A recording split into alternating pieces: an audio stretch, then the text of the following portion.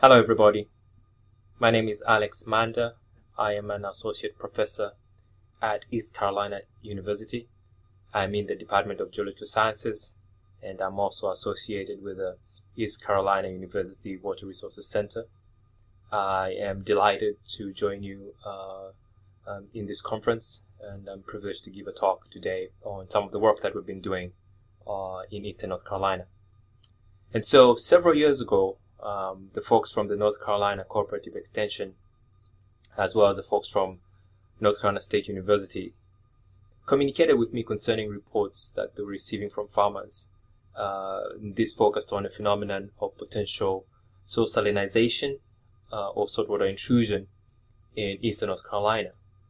And so this presentation will focus on the work that we have done in collaboration with those people from North Carolina State University, as well as the North Carolina Cooperative Extension, to shed insight on the processes that might have contributed or are contributing to salinization and saltwater intrusion in Eastern North Carolina.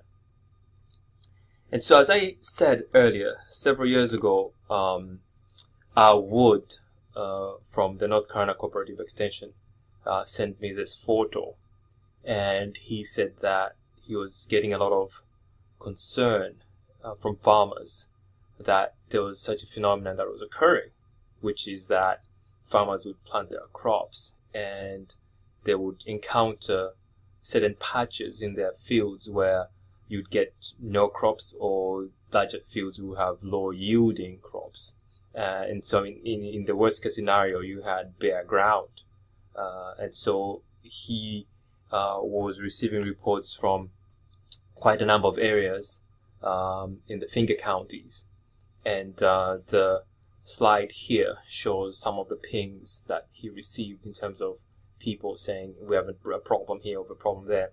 And so he got in touch with me and asked me whether I'd be interested in looking at this problem.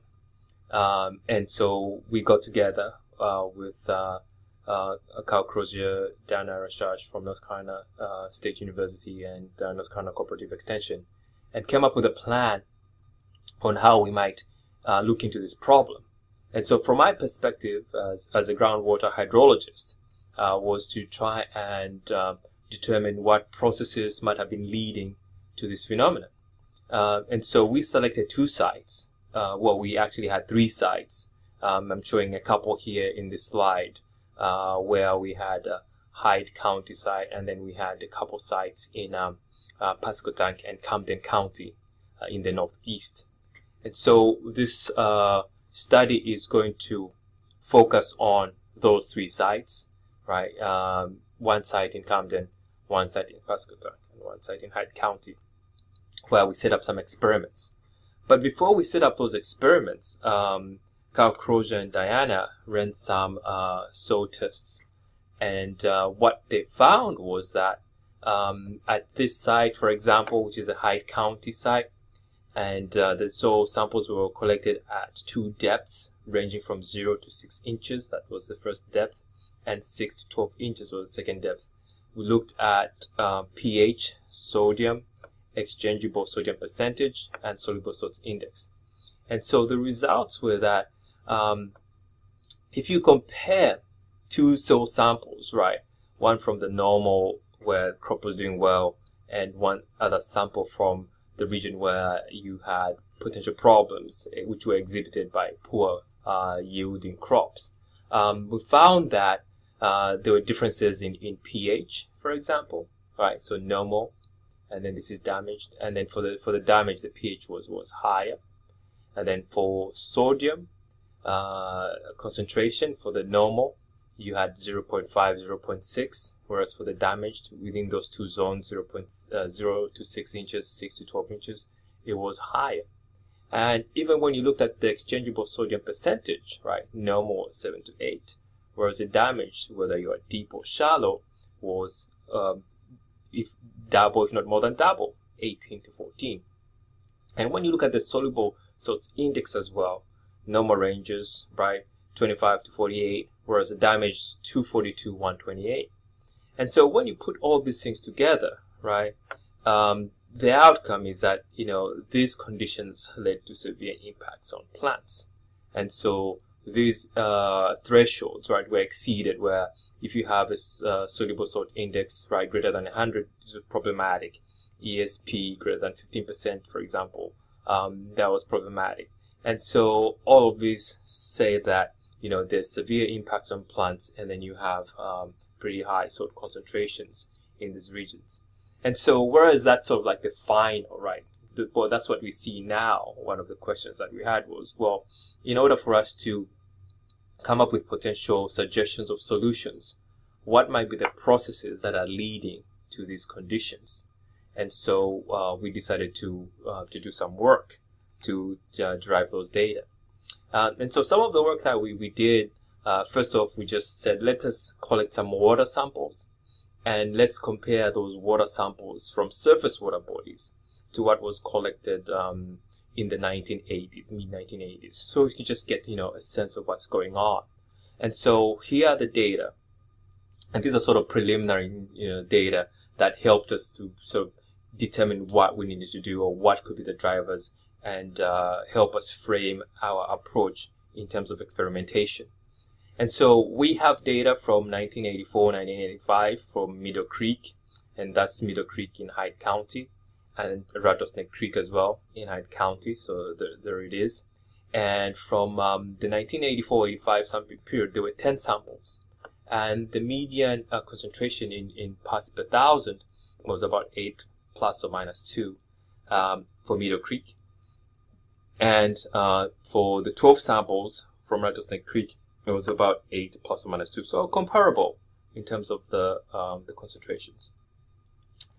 In October, November 2018, when we started this work, we also collected 10 samples at exactly the same location. So maybe the timing wasn't exactly right in terms of the season, but we collected these water samples at the same locations. And what we found was that for Meadow Creek, there was a doubling of the concentration from 8 to about 16, plus or minus 1. And for Rattlesnake Creek, it also increased from 8 to about 14. And so this suggested that we were getting increases in salt concentrations, not only as we have seen in the soil, but also in the surface water bodies. And so then that led to the question, right? What may be causing elevated levels of salts in agriculture fields? And so what we did is we said, well, let's just step back for a minute and sort of start to think about all these processes out of the playbook that we can relate to, that can help us determine what might be happening. And then as we design an experiment, we can perhaps account for a lot of these drivers and see whether the data will support, will provide us with evidence to support one mechanism over the other. And so if we step back, one of the drivers that we came up with could be overwash from storm surge. And so if you have a hurricane bearing down on eastern North Carolina, you might have storm surge that would bring a lot of water from the ocean, which might inundate these agricultural fields. And so here's an example from Hyde County, which Andrea Gibbs, who also is with the North Carolina Cooperative Extension, took after a hurricane. And you can see that these fields are then inundated with water that is coming from basically from the Pamlico Sound.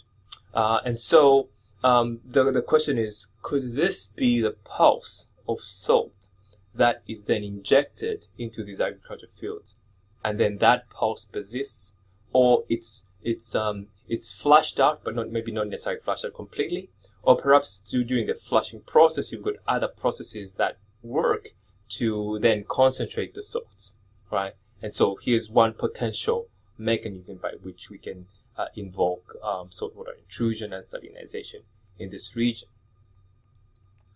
Another reason that we could perhaps invoke has to do with sea level rise. And so with sea level rise, there's this idea that you have present day, sort of current conditions, and we are along the coast, and so we have the sea or the ocean, and so this is we are at the shoreline, and in these regions we have a couple of things going on. So we have the water table, So here's a land surface, and so if you were to go down several feet, several meters, in fact in this area, since it's very flat in terms of the topography, it's probably a couple feet or so, 3 feet, 5 feet, before you get to the water table. So the water table is really shallow, and hence the drainage ditches that were constructed in the last 100 years to facilitate agriculture in these areas. So we'll talk about that in the next couple slides. But what I want to show here is that the water table is lying close to the ground, but then at the coastline, what we have underneath the ground is this transition zone where you have got this saltwater wedge. So salt water percolates into the ground beneath the land surface, and it creates this wedge that pushes up this lens of salt water, well, fresh water at the coastline. And so the groundwater is traveling under, obviously in the ground, and it's moving towards the ocean. And so you've got these discharge zones in here, but then as the water is moving in this way, the salt water is also interacting, and then you have this transition zone. And so this is kind of present day. And so sea level rise would change the current scenario by changing the position and the size of the saltwater wedge beneath the land surface. And that's what we have in this figure here on the right. And so the line right here that I'm highlighting is present day, or time 1. And then the dashed line here is original water table. And so what happens when sea level goes up is that this dashed line as well will move up. In unison with that rising up of the water table, you have now this zone in here that will then be filled by additional salt water, so that now this saltwater wedge is much larger than the saltwater wedge that we had in the original configuration. And so what is the consequence of this? There are two things that happen. The first is that you have the inland movement of the toe of the saltwater wedge. So here's scenario 1. So this is the toe. When I say the toe, it's the extent on the bottom, right? From that point to that point over there. But then in scenario 2, that toe moves further inland. And so you have saltwater intruding inland into an area where there was no saltwater, and now this region is salty rather than fresh. The second thing that happens is closer to the land surface. And so again, what you have here is that you've got this region that was originally fresh, but now this region gets overtaken by salt water. And so that's salt water might come into these zones where previously they were fresh, but now they are salty. And so you might then have these other mechanisms that might happen, you know, evaporation or transpiration, that would draw water from these zones that are slightly deeper, but now these zones are salty. And so then that water can come from below and move up into these areas where we've got agricultural land. So if this was your farm, so maybe 50 years ago you were okay, but then now due to saltwater intrusion, and so this might be a concern because even with just a minimal rise in saltwater intrusion, because the topography is flat or the slope is very gentle, right? A small increase in sea level might mean that you've got a large landward movement of that saltwater wedge. And so now you might have a farm that is now above this salt water, whereas previously it was above fresh water. And so now you have a bottom-up movement, potentially, of salt water rather than a top-down movement of salt water, which is what we looked at previously. So in this case, the mechanism is top-down, whereas in this case, maybe you might have bottom-up. And so what might be going on? Some other things that we might consider, again, we're just being speculative here. This might have to do with subsidence. And so what is subsidence? From a geological perspective, subsidence is when you have the land kind of sinking. So here we have different materials in the subsurface, perhaps alternating lenses or beds of sand and clay. And so this dashed line represents the water table. And then here's an extracting well where you can get your water out of. And so if you overdraw the water, what might happen is that instead of these regions being occupied by water, they will then be dry. And this is a scenario that we have here. So the water table goes below that first clay bed, and as a consequence, that clay bed will then shrink. And then the process of shrinking will lead to subsidence on the land surface. And so that's how the shrinking will be manifested on the land surface. And so what that does, if you are along the coast, is that it will induce relative sea level rise, right? So what this means is that the sea does not necessarily mean that it's going to rise. It means that the land will go down, but then relative to the sea, it will appear as if the sea is going up. So you have relative sea level rise on the coast due to subsidence. And so in eastern North Carolina and southern Virginia, we have these pumping centers that in the past have been identified as these drivers that might have caused some subsidence to occur. And so with those large pumping centers, we have a lot of water being withdrawn from the region, and then the water table goes really low, and then the clay lenses are desaturated, and as a consequence, the clay lenses shrink, and then they cause subsidence at the land surface. And then, relatively speaking, it will appear as though the ocean is rising. And then you have this inland movement of salt water to these regions that were originally fresh. So that's another mechanism. Another thing that my team has looked at has been this wind tide induced phenomena. And so what this means is that if the wind is blowing from some region, from some direction in some region, and let's say the wind is blowing from the south and is blowing across the Pamlico Sound, that wind is going to push water from the Pamlico Sound, which is salty, into any of these lands, you know, where you can be in Hyde County, or you can be in Dare County, or you can be in Tyrrell County, in fact.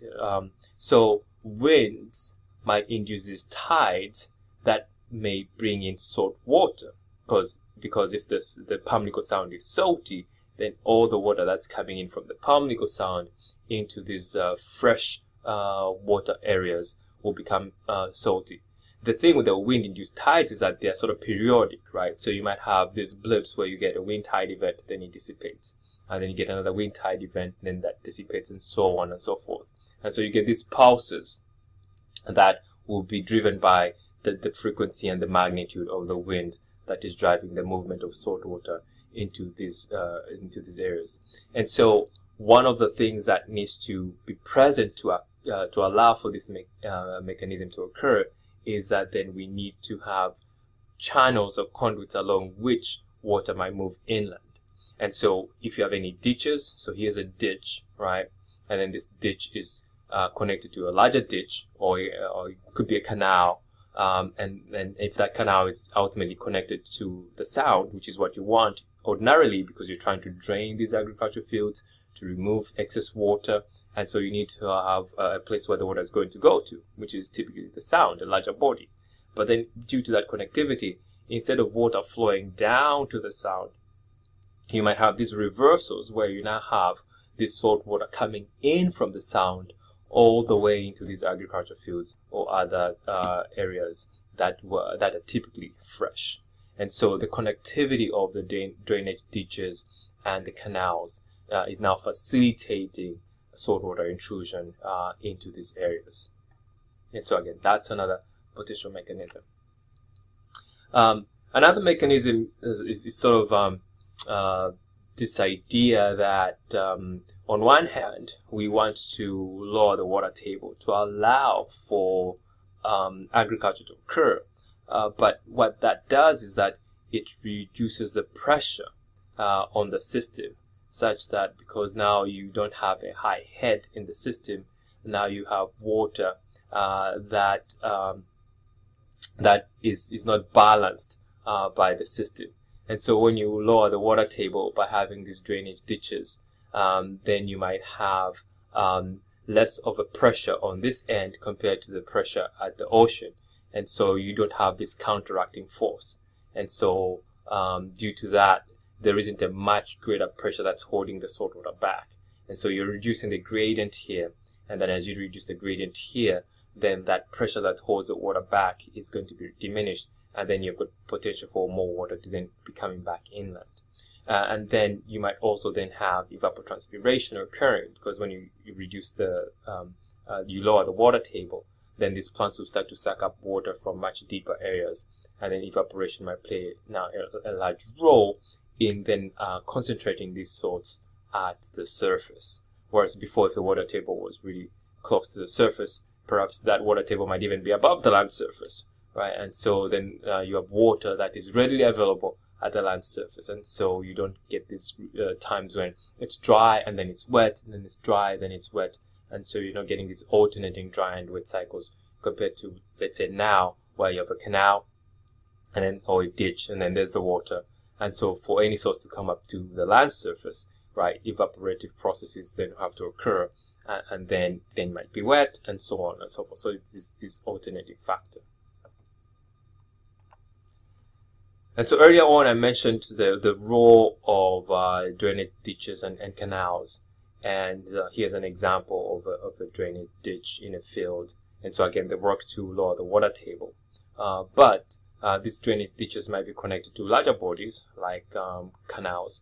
And so here's a map that shows a network of canals in eastern North Carolina. So there's thousands of kilometers of artificial channels in eastern North Carolina. And these channels, they are connected to the Pamlico Sound.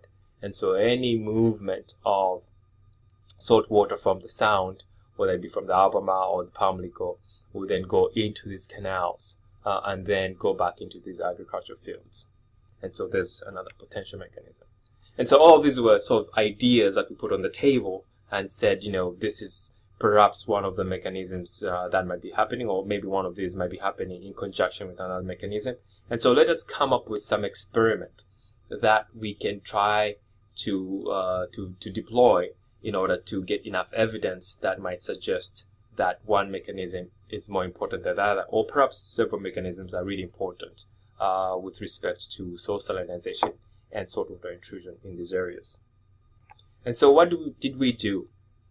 And so we had a number of approaches. So we wanted to look at the surface water, we wanted to look at the groundwater, and we also wanted to look at the soil. And so to do that, we had to install groundwater monitoring wells. So here are some examples of groundwater monitoring wells. We were also monitoring surface water bodies like canals and ditches or creeks. We were also monitoring water levels and conductivity, which I'll talk about in a minute, in the larger water bodies like the Pamlico or like the Albemarle Sound. We also used geophysical approaches where we were looking at some properties of the soil or the water, and then looking at those properties like electrical conductivity properties. We can infer whether there were salts in the soil or in the water. We also sampled some of the soil samples, as I said earlier, and so on. So we had a myriad of different techniques that we use, and I'll go into this in more detail. So we had different stations where we had groundwater monitoring wells, and so these monitoring wells are in Hyde County. We had monitoring wells in Hyde County, Pascagoula County, and Camden County. At some of the sites, like this one, we had well clusters where one well was at shallow depth in terms of where the well ended in the subsurface.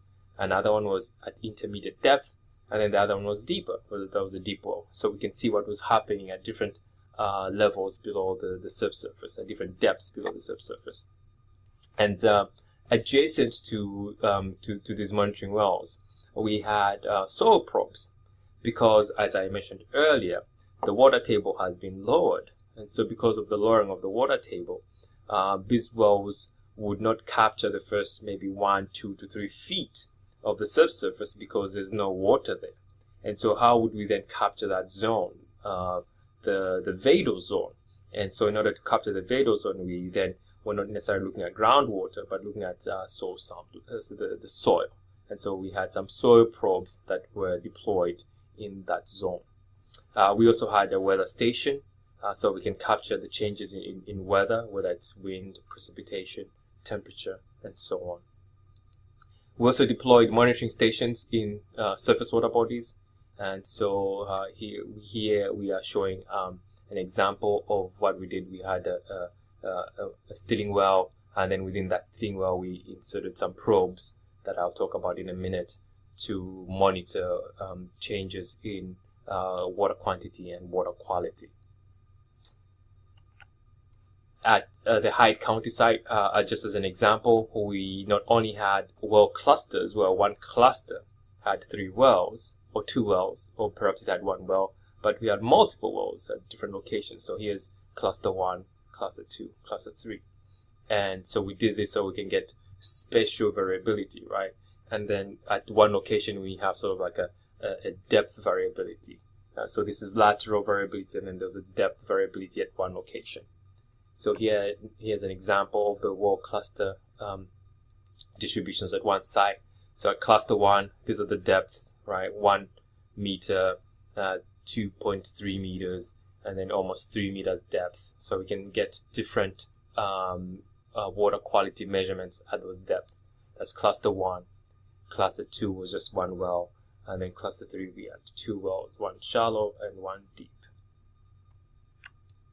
In each of these wells, we installed a water level logger and a conductivity logger. So this conductivity logger was going to give us specific conductivity or salinity measurements in parts per thousand. And so this would give us the measure of electroconductivity in the water, which we can then relate to potential salts that might have been present. Whereas the water level logger would give us the height of the water column in the well to help us determine the directions of flow of groundwater in the subsurface. The soil moisture sensors were used to determine soil moisture content, soil temperature, and soil conductivity. They were deployed at depths of 1 foot, 2 feet, and 3 feet. And then there was also, we then later came back and deployed an additional soil moisture sensor at several inches depth, based on conversations with the colleagues on the team that we needed to capture. So 1 foot might be too coarse of a sampling interval, and so we needed to make that a lot narrower in terms of the zone. So rather than doing 1 foot, maybe do 2, 3, 4, 5 inches. So we capture what's going on in the first 6 inches of the ground surface. This is the configuration of the experimental design in Camden County. We had 3 wells. At this location, we just had 1 well at each location. So it's 1 well here, 1 well there, 1 well there. We also had a stilling well in this canal right here, and which is connected to different ditches that were going across the field. And so there were instances where the water would overflow the ditches and would then take over the field. And so if there's any salt that was coming in this way, right, to this channel here, or coming in this way to the channel, and then that salt then would move this way and then overflow. And so wanted to capture what was going on in the stilling well, see if we can get readings of salt, as well as what was going on in the groundwater at these locations, as well as look at the soil moisture sensors at these locations. Here is the configuration at Pascagoula County. Again, 3 well clusters, 1, 2, and 3. And then there was a stilling well at that location next to a ditch, which is adjacent to that field. And then there's also another water body right there, where we also put a stilling well, again, to look at the concentration in that body, and see whether we're getting any spikes in electroconductivity in that body. And if we were, then that suggests that this body is a conduit for salts. And then the question is, well, how might those salts then end up in the field? Because this is where the problem was identified. Okay. And so for this study, these are some of the thresholds that we use. And so if I'm saying fresh water, then I'm using this USGS conditions or thresholds for freshwater systems: slightly saline water, moderately saline water, and highly saline water. So for freshwater, anything that's less than 1 part per thousand. Slightly saline is from 1 to 3 parts, moderately 3 to 10, and then highly saline is from 10 to 35 ppt. And so these are the thresholds that we're using for this study. All right, so what are some of the results? So again, just to remind you, we had different sampling points as well as bodies, surface water bodies, groundwater, soil. We had creeks, canals, ditches, and so on. Then we used water level loggers and conductivity loggers, handheld meters, whether it was for water level or conductivity and salinity. Then we also had, this is called a geoprobe. It measures electrical conductivity. It's one of the things that it does is provides electrical conductivity with depth. And so rather than looking at a point, we can look at depth, how it varies from the land surface to whatever depth we can go down to. And then we had some other geophysics that we ran with some of the students at East Carolina University. So I'm not going to show everything in this talk. I'm going to just go through some of the results that we got. So when we look at groundwater and surface water salinity, so this is from Hyde County. So what we have on the x-axis is time, and then what we have on the y-axis is salinity in parts per thousand. And so here's the 1 ppt threshold right there. And then I also put another highlighted just 5. Okay, because when I was talking to my soil scientist colleagues, they said that for them 5 is a threshold. So whereas we're using the USGS, they said it'd be also useful to put 5 ppt as a threshold, because some of the folks in soil science, they use that as a threshold. So I put that there, and this one here. So this it gives us both the thresholds, you know, where we can look at the 1 ppt threshold and the 5 ppt threshold. And so this line right here, it stands for surface water. So this line that kind of goes up and down, lots of variability, surface water. And so what the surface water data tell us is that in the creek that is in Hyde County, it's fresh in some periods, it's slightly saline, moderately saline, and then it gets really high in some other periods. So it's all over the place in terms of the salinity. So that water body might be impacted by what is happening in the Pamlico Sound, and perhaps some of that may be a function of tides, where you've got tides pushing the water in, and then when the directions change, the water goes back to fresh, and so on and so forth.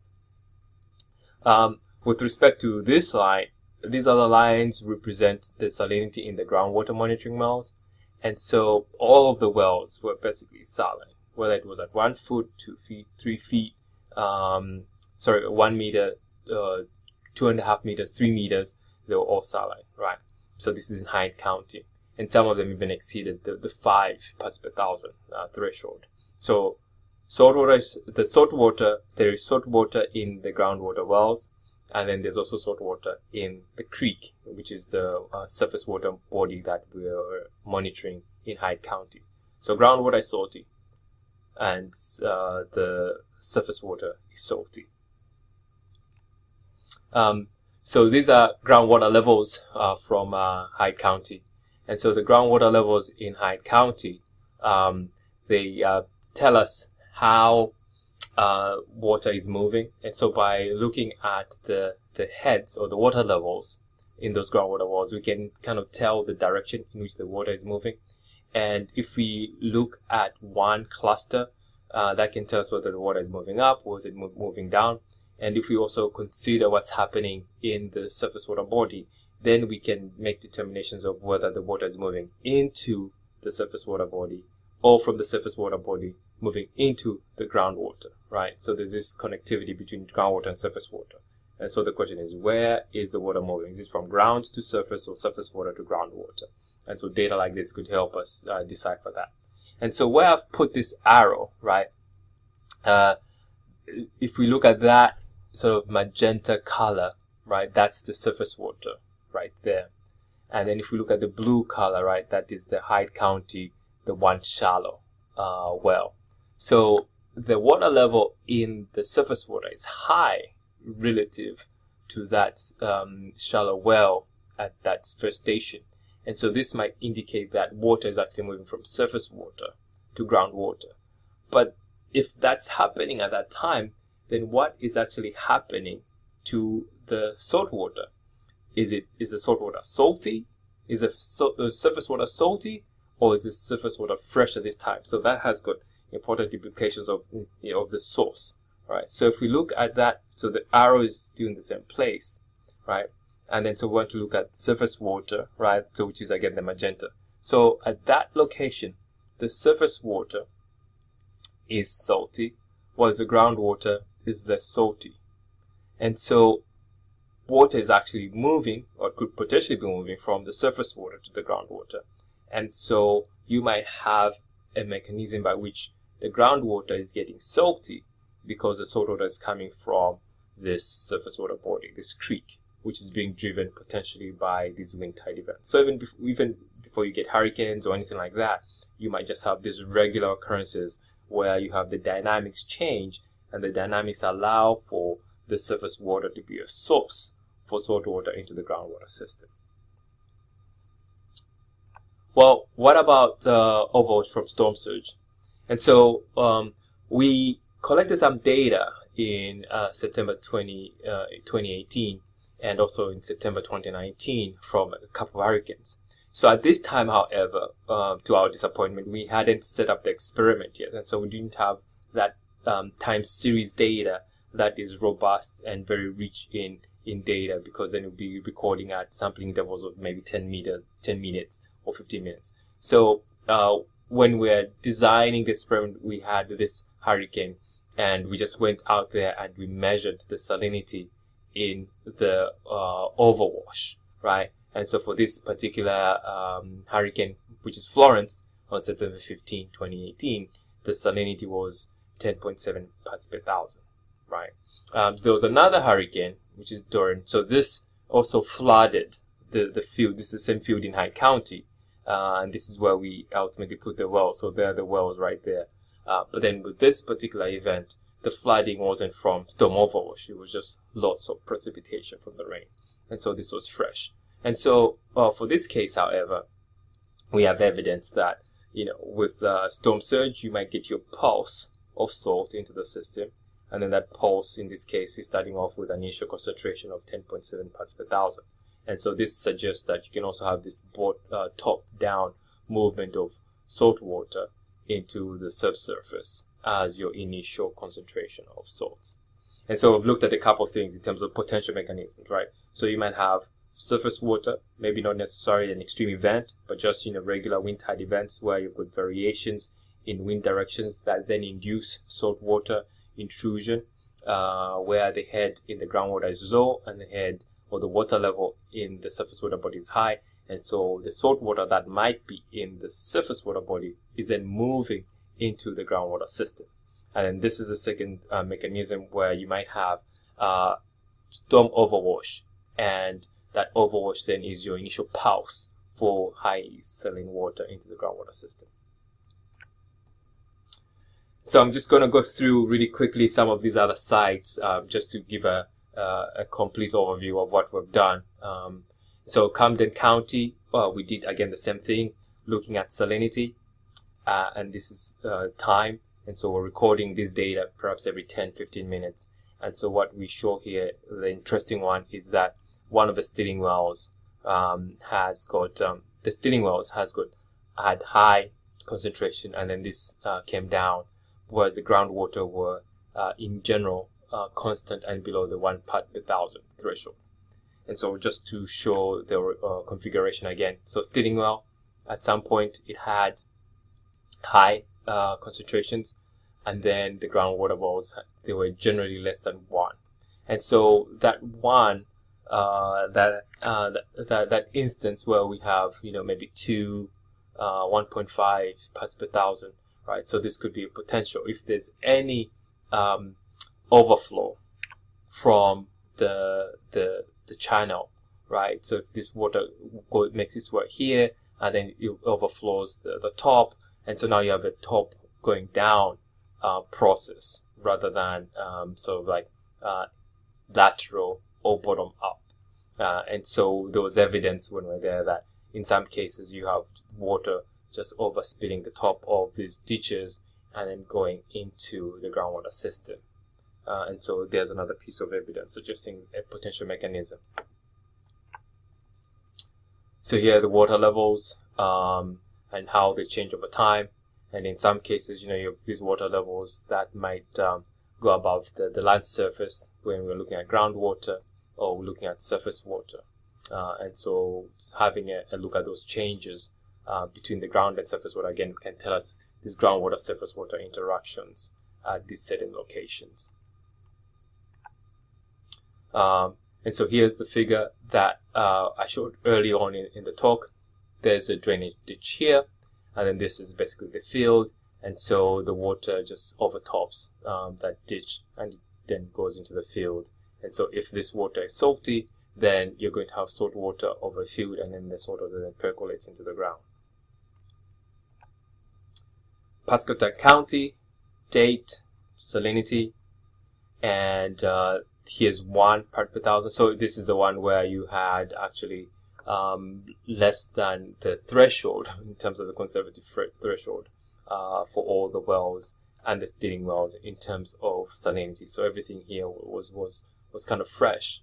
However, I'll show you another slide in a moment that we need to take into account to then invoke some mechanism, because there was a problem at this field site, and that's why we went there in the first place. But then when we looked at the groundwater is telling us that there's no issue with the groundwater per se.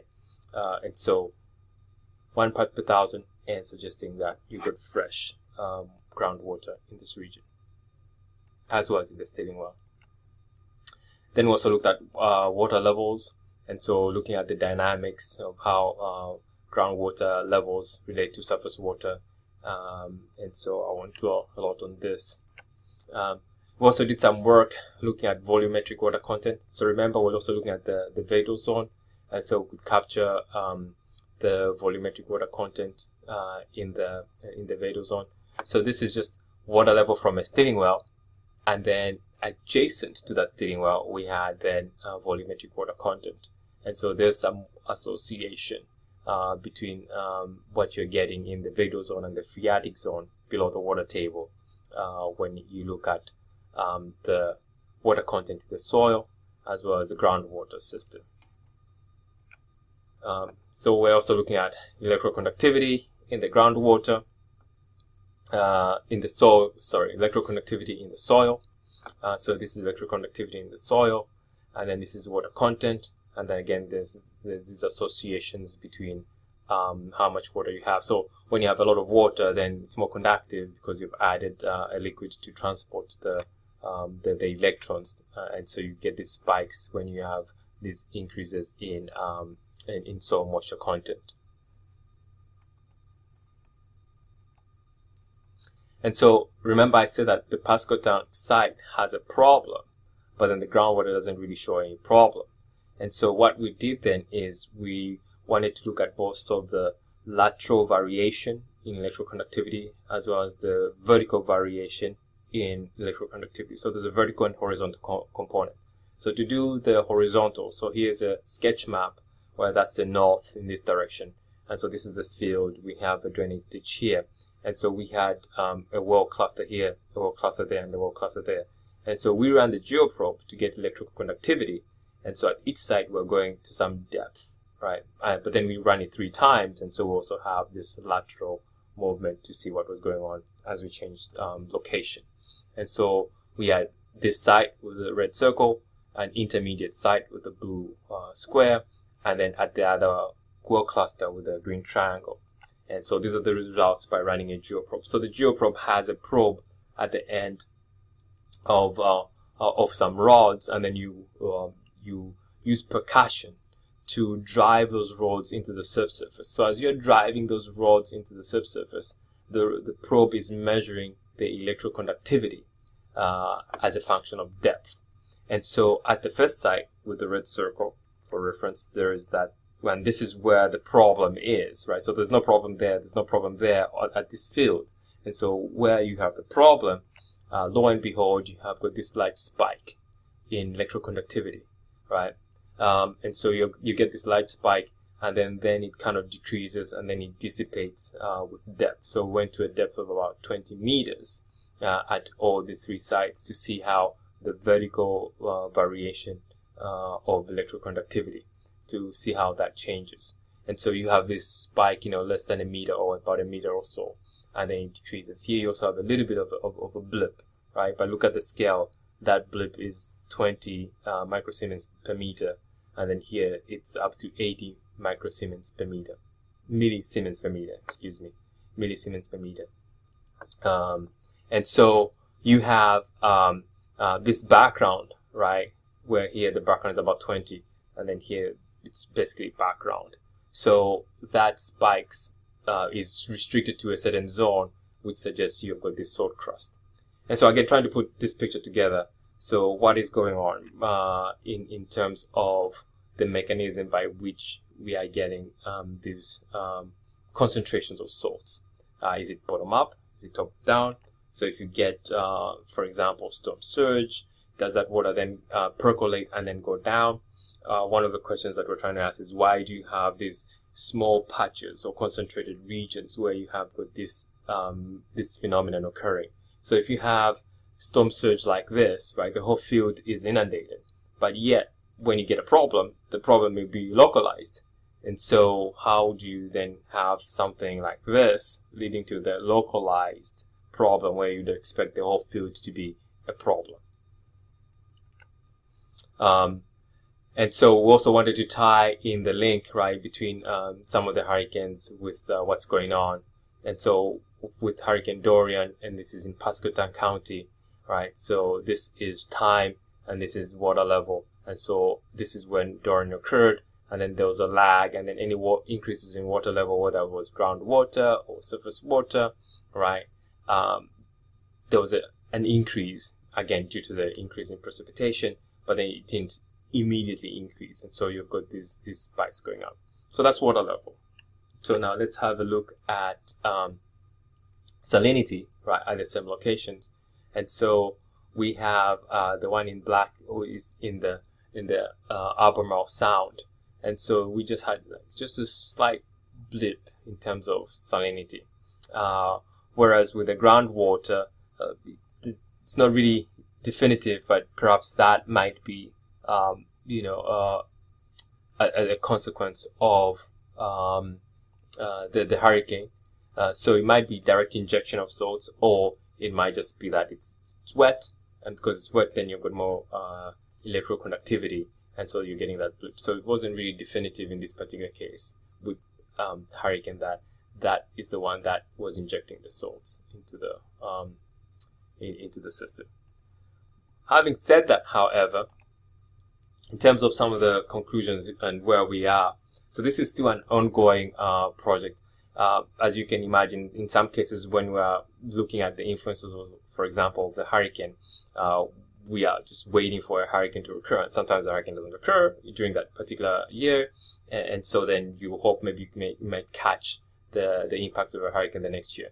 So we have some preliminary results, and we're still conducting this study, and we've actually done some other geophysical tests that I didn't have time to include in this talk, but my colleague Dr. Stephen Moyes at East Carolina University has been doing some additional work in getting some geophysics and trying to characterize these field sites, because again, if you have, let's say, inundation from overwash, why do you have these specific regions that are then problematic, right? So are we looking at soil texture? Are we looking at soil structure? Are we looking at some other phenomenon like paleochannels in the subsurface that might bring some heterogeneity?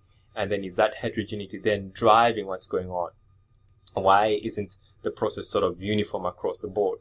And so if you have a top-down, right, inundation, and then water percolates, then you might have a bottom-up, right, where evaporative processes bringing this salt water up, and then it accumulates and concentrates in the salt crust, and then it just stays at the top, but then it's localized area. So there's still some open questions in terms of what is going on. What we can say right now is that, well, we've definitely seen that in some areas, groundwater is saline, right? In some cases, it's less than 1 ppt. For example, in Pasquotan County, right? We didn't see that. But then in other places, like in Hyde County, on the other extreme, then there the groundwater, can go as high as 10 parts per thousand. And so, again, why do you have these variations? So we're looking at trying to figure out those processes that might lead to these variations, and have some hard evidence, some hard data to give us an idea of what's going on. When it comes to surface water, this might be a function of time and location, right? In some cases, you might have salty conditions, and in some cases you might have fresh conditions, and you might have perhaps wind tides driving this variability in surface water bodies.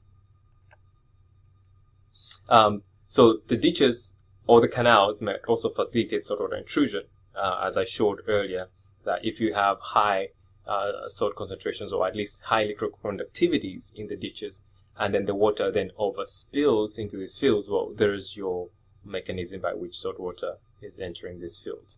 And so there's a potential mechanism. Storm surge might facilitate saltwater intrusion if it's salty. So we did take measurements, and then when we took the measurements, we were able to indicate that the overwash was at least with a concentration of 10 parts per thousand. And so there's your initial pulse. And so we're also doing some analytical models that we're running to determine the extent of that influence on these agricultural fields. But then that suggested to us that we have to consider that storm surge might also play a role. And so drainage ditches might play a role. Storm surge might also play a role. And we're looking at also wind tides playing a role. It might be bottom up process, might be up from bottom going to the top process, and then you might also have lateral movement. You might then have evaporative processes, right, that are concentrating water into the salt crust. And so right now, in terms of where we think we're going with this, is that there's a myriad of processes that are acting together to create this phenomenon. And so, as I mentioned, we're continuing to monitor these water levels and salinity, and adding additional surveys and sampling so we can get more robust data. And so next talk at some point will focus on some of those additional data and sampling to build a picture of what is potentially happening in these regions. And so that is all that I had for you. But before I leave, I'd like to acknowledge the National Science Foundation that provided support for this project, as well as the 2018 North Carolina State University Gold Grant. I also like to acknowledge students that have taken part. Though this is just a few of the students. There are many more students that have taken part. Have taken my classes to these field sites, and they've provided some manpower, intellectual power, as well as just deriving hypotheses that could be tested in class. And of course, I'd like to acknowledge North Carolina State University and North Carolina Cooperative Extension. Some of these people have since retired since we started this work. Kyle Crozier, Dana Rashash. I would like to acknowledge Andrea Gibbs, Wood, Austin Brown, and I would also like to acknowledge Brian Lennon from the Soil and Water Conservation from Camden County. And with that, I will end my talk. Again, thank you very much for the invitation, and I hope this will provide some food for thought and some useful conversation. Goodbye.